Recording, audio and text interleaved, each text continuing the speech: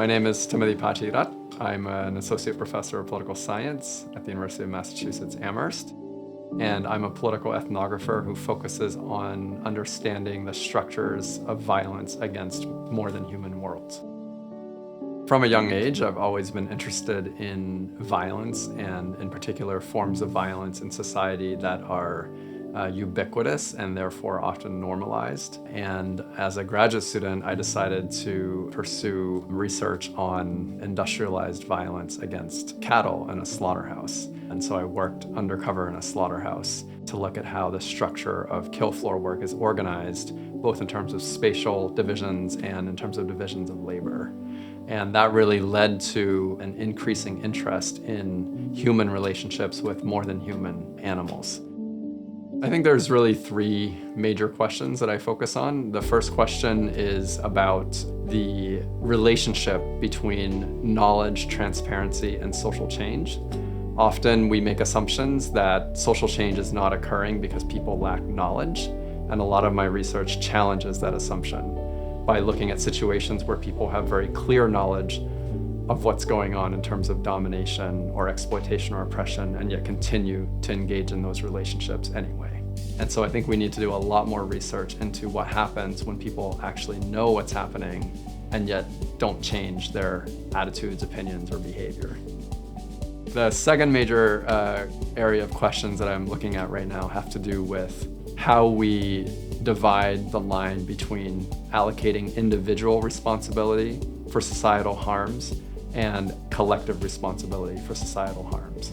So I'm very interested in the allure of scapegoating and of punishment upon specific individuals or specific bounded locations of things that we're actually all collectively complicit in and involved in. And then the third area of research that I'm interested in is in looking at the interconnected nature of different forms of oppression. So I don't think it's possible to talk about human relationships with non-human others without also talking about issues of anti-Black racism or misogyny.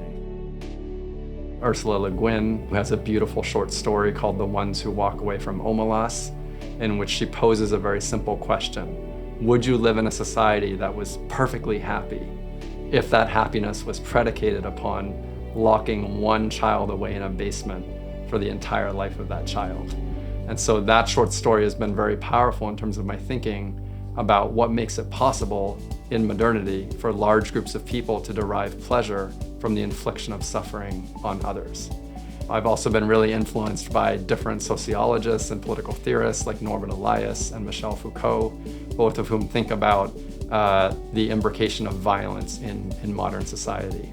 I'm also influenced by a literature that's known as Afro-pessimism, which is really looking at how anti-Blackness structures a lot of contemporary society, and the generativeness of thinking about anti-Blackness as a lens for understanding how others are created in ways that make society possible. So the time we've spent here in Mendocino has been really incredible in terms of emphasizing and underscoring the importance of bringing interdisciplinary perspectives to bear on these really important questions. We all approach them from our own particular disciplinary angle with our own sensibilities, and hearing how others in other disciplines with other methods and approaches think about these questions has been a really incredible experience. One specific thing that I've really been influenced by being here has been to widen the lens of how I think of violence to include violence at a planetary scale in terms of the Anthropocene and the effects of human behavior on planetary health. In my thinking, the biggest questions that are facing us now are about whether the existing structures are sufficient to accommodate the kinds of changes that are needed to make this world a more just place. Can justice be achieved under the current system of capitalism? Can justice be achieved under a current system in which every square inch of the globe is divided into these entities called states that claim a monopoly on the use of violence? It's these kinds of questions that I think are the most urgent and the most pressing. Animals are really so important on so many levels.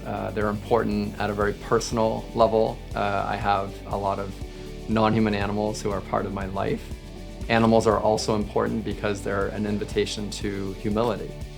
animals in some ways represent the ultimate unknowable other who we can still be in relationship with.